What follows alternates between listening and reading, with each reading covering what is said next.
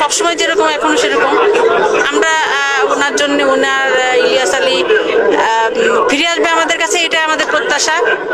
আর আমরা বিশ্বাস করি উনি আমাদের কাছে ফিরে আসবেন, এই বিশ্বাস নিয়ে আমরা এখনো আছি আর কি।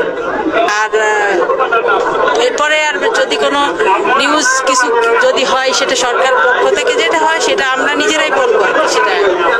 আর অন্য ধরনের বিভ্রান্তর কোনো ইয়ে নাই, কারণ এগুলা নিয়ে অনেক ধরনের বিভ্রান্ত ছড়ানো হচ্ছে সেই শুরু থেকে বিভিন্ন সময় বিভিন্নভাবে, যার যার মতো করে সে সেই কথা বলছে আর কি, যার যার চিন্তাধারা আর কি যেরকম সেরকম কথা বলছে। সুতরাং এগুলা নিয়ে আমি কথা বলে আসলে কোনো লাভও নাই, কারণ যার যার ব্যক্তিগত অভিমত আর কি। মানে এখনো নির্ভরযোগ্য কোনো সূত্র থেকে স্পষ্ট কোনো বিবৃতি আপনারা কিছু আমরা জানাবো, আমরা জানলে জানাবো। এই ব্যাপারে দল কতটুকু সমর্থন করছে? না, দলের ব্যাপার তো মহাসচিব বলেছেন, দলের ব্যাপারটা তো মহাসচিব বলেছেন। আর আমরা যারা আছি আমরা কথা বলছি। আমার ছেলে আমার ছেলে, ও বড় ছেলে আমার, ও কাজ করছে, ও তো আন্তর্জাতিক মানবাধিকার সংস্থার মানবাধিকারের সাথেই কাজ করে, ও কাজ করছে ইনশাআল্লাহ।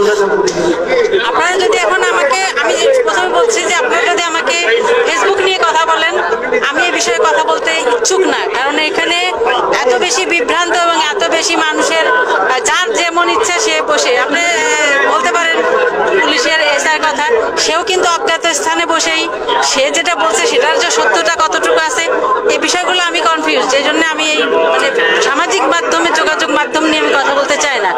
আর আমরা চাবো যে রাষ্ট্রপক্ষ থেকে, রাষ্ট্রের থেকে একটা যে কোনো মানে তাদের বক্তব্য সেটার প্রেক্ষিতে তখন আমরা নিজেরাই জানাবো আমরা মিডিয়াকে যে আসলে কি। কিন্তু আসলে ফেসবুকে কে কোথায় কে কি বলছে এই বিষয়গুলো নিয়ে আসলে আমি অতটা